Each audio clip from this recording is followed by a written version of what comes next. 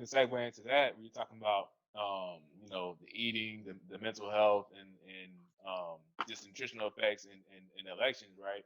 You get after the last election, a lot of that stuff led to people emotionally eating because the outcome wasn't the Mm-hmm. way that they felt it should have been. So then Yep. you have people overeating because of the emotional effects, and just going that way with it. So I know you guys see from both ends the effects of the emotional eating people, whereas you get those on your end, Dr. Carlene, and those on your end, Dr. Linnell. So how, I mean, what kind of, saying, how do you guys deal with that, and what conversations you have with those people, and what are you seeing from that aspect?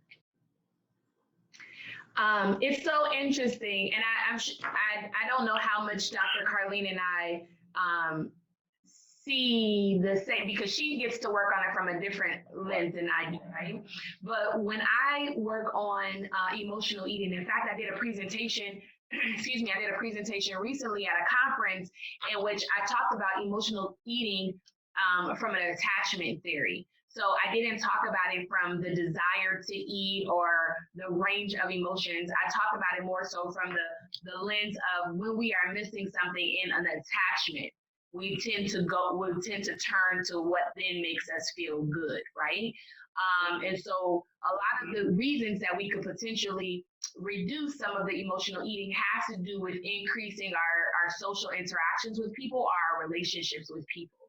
So if I just got fired from my job, if I had a best friend that I could go and spend the evening with and we could just sit there and cry and vent, I probably won't have the same level of emotional eating in that moment. You know what I mean? Or if I just experienced a huge success at my job or a huge success in my relationship, maybe we had a breakthrough in our relationship and I had the opportunity to go celebrate with my friends by going out for a walk or sitting in a park, then I'm probably not going to emotionally eat.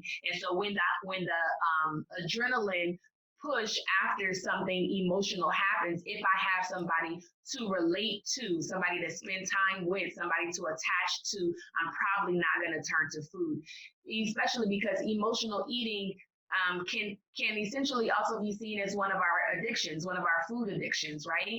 And when do we Mm-hmm. find that people are turning to these substances? Is usually when something is lacking in their emotions. That doesn't account for people who are predisposed based off of genetics and things like that. That doesn't account for foodies who generally enjoy food. But even foodies are not necessarily emotional eaters. A lot of the time, they just enjoy the taste of the food. So they're taking time to enjoy the flavors. They're taking time to enjoy the experience of cooking the food or eating the food versus emotional eaters who can't always recall what they ate the night before, or they don't even recall the flavors that they had in that moment because they're just trying to like feed a deficit. And that deficit, through my lens as a therapist, is usually a deficit in relationship, a deficit in attachment. And so I spend a lot of time talking about where some of the deficits in our attachment as Black and Brown people come from, and the things that we can do to circumvent that, if you will. Mm-hmm. Yeah, I mean, I completely agree. Like I said, we see it kind of from we see the same issue just from a different, I guess, perspective based on what our service is to treat the issue. So if you've ever seen like 600 Pound Life, Mm-hmm. with the guy down in Texas, and I started watching the show because it's what I do, and I was just curious. It's always interesting to see other people who do what you do. Uh, do they have the same experience? Are their patients saying the same thing? Do they have the same Mm-hmm. challenges? Like I said, my most obvious issue or diagnosis that I deal with is morbid obesity, but all the other issues that come with morbid obesity are kind of like my secondary kind of things that I'm treating. But how do you get to be 100, 200, 300 pounds more overweight? Like you said, it's not, for a lot of those people, it's not about how the food tastes directly. It's Mm-hmm. about how it's filling a void. It's that itch. So some people are drinkers, some people are smokers, some people are gamblers, but something happens in their life and that is their go-to, right? Mm-hmm. So if every time they get kind of mentally, I almost feel like it's like what is it called? Like a coil that gets tightened. So there's a lot of pressure and tension. So Mm-hmm. I think most people experience stress in life, and when they get tight, they have their go-to mechanism to uncoil.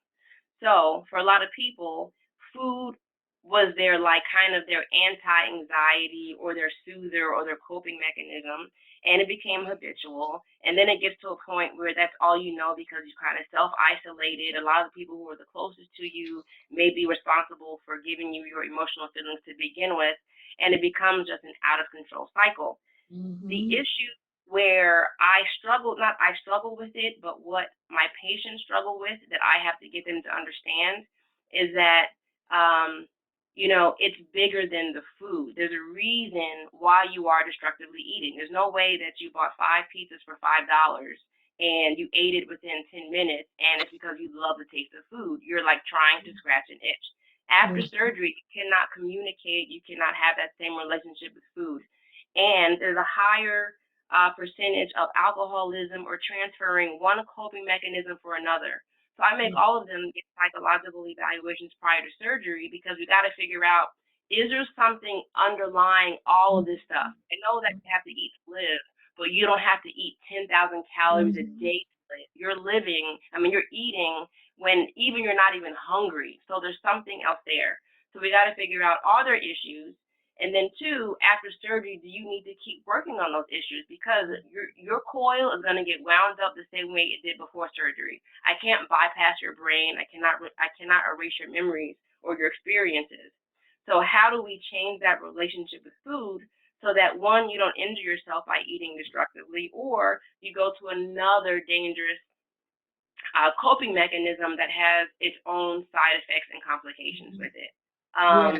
And for a lot of people, that's kind of the one thing that is the most difficult part to resolve because they want it to be a tangible thing. Doc, I'm not losing enough weight. Make it tighter, make it this, make it that. And it's like there's nothing physically wrong. We got to figure out, what is the root of your anxiety, your depression, your stress, and we got to figure out what can you do, like I said, with a good support system or finding an activity, because you can't rely on food the same way anymore. And it's just so fascinating to me how 70+% of the patients, that is really the core. There's some mental health, there's an emotional trigger that has them where they are. It's not just because they just love to eat just foolishness all day long. They do it by default, but that's not what it is. It's so much bigger than that. Yeah, absolutely. It's so awesome that you brought up 600 Pound Life, right? And you use the word fascinating. I'm fascinated by that show. I've been watching that show from the very beginning. And I remember how years ago they would spend such a large amount of time focusing on the mental health piece. Years ago, there was a large segment about how he would refer them to a psychologist. They would get the evaluation. Part of the reason I know that is because I was writing it. I was trying to see how I could get on the show. I wanted to do the evaluations. But I was like intrigued because what I was finding was that a lot of these folks had experienced trauma, a lot of physical trauma, and sexual trauma, but a lot of emotional and relational trauma also. And consequently, but what was always available when people weren't always available, food was generally available, right? And It's they their were only friend and never let them down. The same yeah, word used for everybody. exactly. And something happened because a second ago we talked about politics and publication and media. And the same thing happened with the show where they started removing the amount of time that they were focusing on the psychological well-being. And I know that you all in bariatric surgery do require, them to be evaluated and to get their letters and to get their support and go through a number of sessions, which I absolutely 100% respect and believe in. But there was something with the show in which that amount of attention and time around mental health had decreased. And probably because it's far more entertaining to watch Yeah. a person go through a bariatric process and eventually potentially get to this body makeover than to really explore what got them in that situation in the first place, which is the trauma that many people have experienced but don't often want to talk about, right? And so and also recognizing that in most of those situations where people are experiencing that amount of weight gain, the treatment, the mental health treatment needs to be extended far beyond the surgery, right? Like, Of course. Yeah. be lifelong kind of treatment, because there's also, I know quite a few people who've had the surgeries, and there's also experiences that come after losing that amount of weight, because society is treating them differently. Society is interacting with them differently. They are seeing themselves different. They thought that once they maybe lost all this weight, for health reasons, that there will also be physical body image things that they would look forward to, but they realized that they even started relating to themselves differently in a different body shape, right? And I know, Carl, we started talking about this in terms of like gut health, but all of this is connected to me because you're right, Dr. Karleena. I have many clients who will have the particular surgery, and then afterwards, they can't eat the way that they used to eat, right? And now they don't know full meltdowns. Full meltdowns, and the rest of the world is telling them just be happy because you're physically, more healthy, and your body looks differently. Like, why are you unhappy now? Well, I'm unhappy because one of my coping mechanisms has changed, and I don't know what to do, right? And I don't know how to navigate this differently. Yeah. Yep.